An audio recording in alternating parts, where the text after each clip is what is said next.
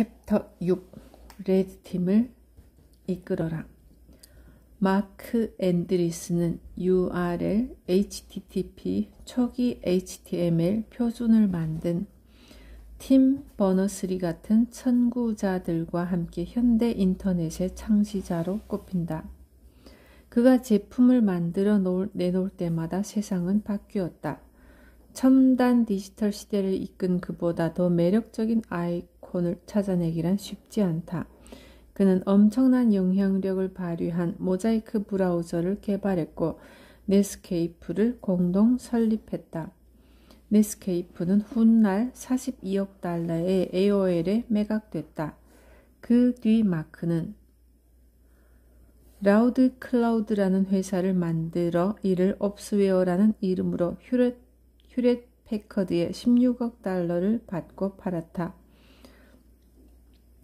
그는 10억 명 이상의 사람들이 사용하는 소프트웨어를 만들고 수십억 달러 규모의 기업을 다수 설립한 아주 드문 인물 중 하나가 되었다.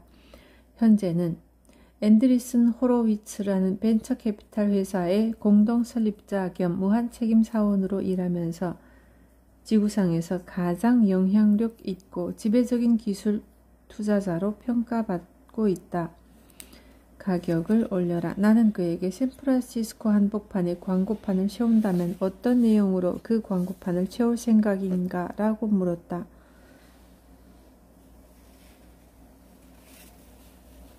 그는 이렇게 답했다. 한 줄이면 충분하다. 가격을 올려라.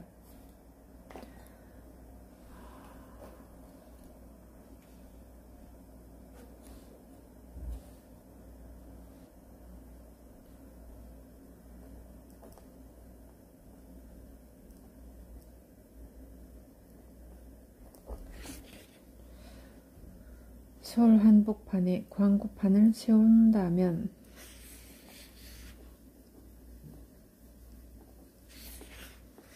어떤 내용으로?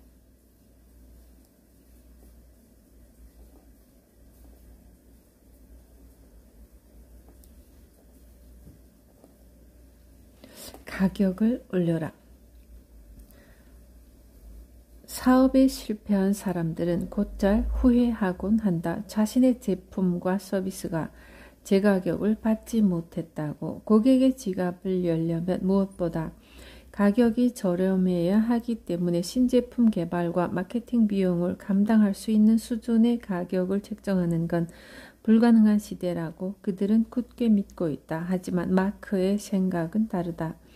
당신이 뭔가를 팔아서 돈을 벌고자 하는 사람이라면 한 가지를 반드시 머릿속에 새겨야 한다.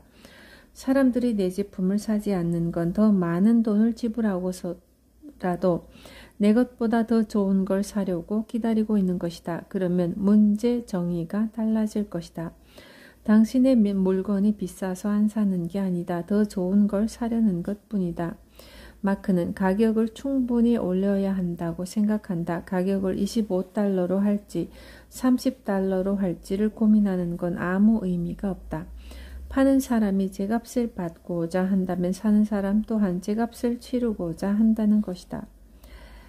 이것이 그의 풍부한 경험에 바탕한 장사 철학이다. 그는 이렇게 말했다. 나는 두 가지 성공에 대한 원칙을 갖고 있다. 첫째, 사람들이 무시할 수 없는 실력을 갖춰야 한다는 것이다.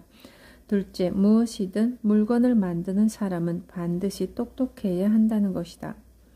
똑똑한 사람들은 어디에서 찾을 것인가? 성공을 위한 마크의 가장 큰 노력은 가장 똑똑하고 실력을 갖춘 인재가 물건을 만들게 하는 것이다. 그런 인재들은 어디에 존재할까? 마크에 따르면 그들은 어디에나 존재한다. 그들은 오라클, 세일즈포스트닷컴, 어도비, 애플, 인텔 등의 회사에서 일하고 있다. 아니면 맥도날드 매장에서 아르바이트를 하고 있다. 보험사나 은행에서 일하고 있다. 어디서 뭘 하든 상관없다. 마크는 이렇게 말했다. 중요한 것은 그들이 회사에서 퇴근해 무엇을 하느냐다. 우리는 그들의 낮 시간에는 관심이 없다. 10중 8구 그들은 돈을 벌기 위해 회사에서 시키는 일들을 하고 있을 테니까. 우리가 집중하는 건 그들의 취미가 무엇이냐이다. 밤 시간과 주말에 그들이 매달려 하고 있는 일이 무엇인지를 끈질기게 추적 관찰해 정보를 얻는다.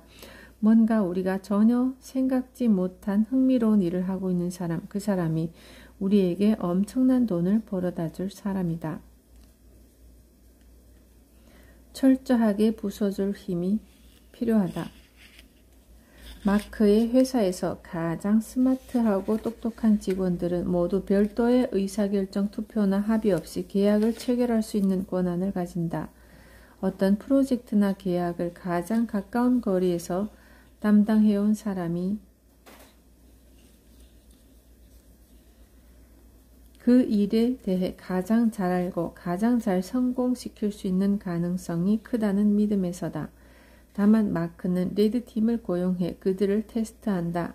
레드팀은 기업이 직면할 수 있는 다양한 상황을 시뮬레이션을 통해 객관적으로 사전 예측하고 취약점을 포착해 전략을 재검토하고 대안 분석을 통해 의사결정자에게 새로운 통찰력을 제공하는 역할을 한다. 그는 이렇게 말했다. 처음엔 레드팀 운영이 어려웠다.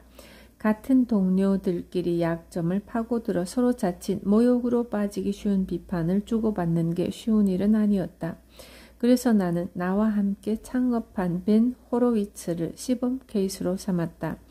나는 벤이 새로운 계약이나 프로젝트 건을 가져올 때마다 무조건 먼저 그 내용을 호되게 비판했다. 속으로는 정말 좋은 아이디어라는 생각이 들어도 일단 심한 말로 흠씬 두들겼다.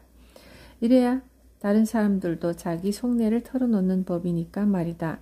그렇게 뜨겁게 싸우다가 마지막에 이르러서도 벤이 주먹으로 탁자를 탕탕 내리치며 빌어먹을 이건 정말 괜찮은 거래라니까 라고 외치면 박수를 쳐주고 퇴장한다.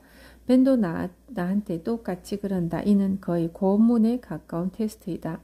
그러다 보니 점점 사내에 레드팀 문화가 정착되기 시작했다. 비판하는 사람도 그것을 달게 받는 사람도 모두 자기 자신과 상대, 회사를 위해 기여하고 있다는 걸 깨닫는 순간 우리는 성공을 직감한다. 마크는 기업이든 개인이든 간에 레드팀이 반드시 필요하다고 강조한다. 개인이라면 3명에서 5명 정도 반대편에 서서 나의 가장 소중한 신념과 철학을 철저하게 부숴줄 팀이 필요하다. 그래야 강해지기 때문이다. 마크는 이렇게 덧붙였다. 점점 똑똑해진다는 것은 점점 강해진다는 뜻이다. 사내 레드팀의 공격을 극복하지 못하면 세상이라는 진짜 무시무시한 레드팀에 무릎 꿇고 만다. 반대편을 연구하라. 레드팀을 만들 환경이 아니라면 이를 대신해 당신의 생각과 정반대 방향에 있을 만한 사람을 찾아보라. 당신과는 180도 다른 가치, 생각, 아이디어, 철학을 갖고 있는 사람은 당신의 성장에 훌륭한 양분을 계속 제공해 줄 수 있다. 마크는 요즘 가치 투자자인 워렌 버핏에 대해 연구 중이다. 그 이유는 무엇일까? 워렌 버핏과 나는 서로 완전히 반대되는 방향에서 일해왔다. 기본적으로 워렌은 변화를 거스르는 쪽에 돈을 건다. 그리고 우리 회사는 변화에 돈을 건다. 만일 그가 실수를 한다면 그건 미처 그가 예상치 못한 무언가가 변했기 때문이다. 우리가 실수를 한다면 그건 우리가 생각했던 변화가 일어나지 않았기 때문이다. 이렇게 놓고 보면 워렌과 나는 더 이상 전혀 다른 존재일 수가 없다는 사실을 깨닫게 된다. 오히려 그와 나는 아주 중요한 공통점을 갖고 있다는 사실 또한 알게 된다. 그와 나는 독창적인 생각을 지향한다. 그리고 그와 나는 항상 반대편을 살펴봄으로써 내 편에 있는 사람이 동의하는 것, 그래야만 한다고 생각하는 것에 가려진 실체를 보고자 노력한다.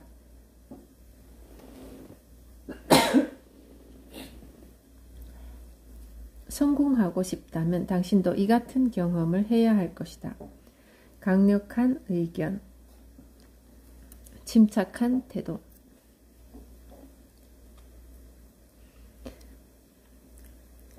강력한 의견과 침착한 태도를 가져라. 이 문장은 오랫동안 마크의 트위터 프로필이었다. 그에 따르면 성공의 가장 큰 적은 합의이다. 대부분의 사람들은 살면서 어떤 일에 대해 자신의 강력한 의견을 개진하거나 발전시키거나 구체적으로 진행시켜 본 경험이 없다. 늘 상대와의 합의를 더 중시해 왔기 때문이다. 그래서 레드팀의 존재가 절실한 것이다. 레드팀을 통해 우리는 더 강력한 의견을 소유할 수 있게 되고 일반적 통념과 완전히 반대되는 것을 찾는 습관을 들이게 된다. 마크는 이렇게 말했다. 흔히 실패라고 하면 돈만 잃는 것으로 생각하기 쉽다. 틀렸다. 돈뿐 아니라 시간도 잃는다. 따라서 우리는 늘 2배로 위험한 도박을 하고 있는 것이다. 그런 만큼 강력한 확신을 갖고 있어야 한다. 강력한 의견과 확신을 키우는 동시에 우리는 침착한 태도와 평정을 유지할 수 있어야 한다. 세상은 예측 불가능한 일이 비일비재하게 일어나기 때문이다. 내가 이 책을 쓰기 위해 만난 타이탄들도 침착한 태도의 중요성을 강조한다. 당신이 그들을 초대한다면 그들은 어떤 주제를 놓고 당신과 필사적으로 논쟁을 벌일 것이다. 당신과 함께 저녁 식사 자리에 나온 당신 친구들의 얼을 쏙 빼놓을 것이다. 하지만 당신과 친구들이 자신들보다 더 나은 정보나 논리를 들이대면 그들은 곧바로 고개를 끄덕이며 당신 말이 전적으로 옳아요. 그런 생각은 해보지 못했네요. 라고 할 것이다. 강력한 의견과 침착한 태도, 이 둘이 당신을 타이탄으로 만들어줄 것임을 의심하지 마라. 세상에 없는 길을 가라. 다음은 마크의 젊은 트위터 팔로워들이 가장 좋아하고 자극을 얻는 짧은 글들이다. 나만의 길, 세상에 없는 길을 가는 사람들에게 좋은 동행이 되어주리라 생각해 마지막으로 몇 개 소개해본다. 소용에 닿는다면 갖고 가라. 지금 몹시 힘겨운 상황이라면 전신 거울을 들여다보라. 당신의 모든 근육과 자세가 앞을 향해 있는가? 그렇다면 당신은 멈추지 않는 사람이다. 내 목표는 빨리 실패하지 않는 게 아니다. 장기적으로 성공하는 것이다. 이 둘은 하늘과 땅만큼 서로 다르다. 아무도 모르는 걸 나만 아는 것이 독창성이 아니다. 독창성은 아주 극소수의 사람만이 아는 것을 아는 것이다. 반짝 성공에 그치는 이유는 하나이다. 한 번 성공하면 이봐. 지금 내가 갖고 있는 아이디어가 얼마나 시시한 줄 알아? 라고 말해줄 사람들이 사라지기 때문이다. 폭락을 예측하려던 투자자들이 잃은 돈이 폭락 자체로 사라진 돈보다 훨씬 많다.